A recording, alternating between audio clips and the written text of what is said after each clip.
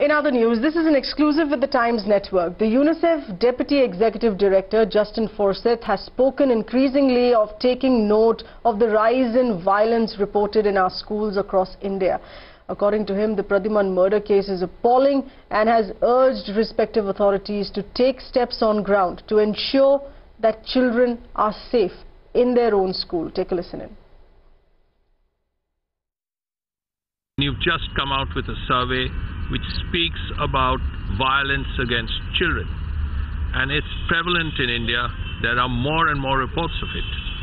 Yes, I mean, we asked children themselves what were the issues that they were most concerned about, and violence came out at the top of the list. And it's violence in the home, it's also violence in the community. It's violence, actually, girls were saying walking to school that they get harassed by men, and so we need to make an extra effort to address these issues of violence, and that can be done at a community level, but also we all have individual responsibility to take on this issue.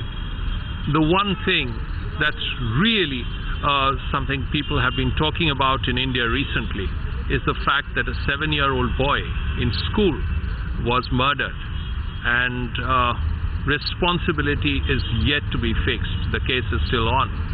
Now, schools should be more careful, don't you think? Schools all over the world need to be safe places for children to learn, and we are worried that there's still a lot of violence in school. There's bullying, but there's also the extreme violence that you've just mentioned. A murder is terrible, but there's also sexual violence and harassment, and we need to make schools safe places. So we've got to work with teachers and also parents to make safe places in schools so that children can really grow up and learn. I mean, whatever else happens, bullying is one thing, murder is something else again. And here is a case of murder within the campus. Now, this has excited all of India, and it has to be said that this has to be stopped, right?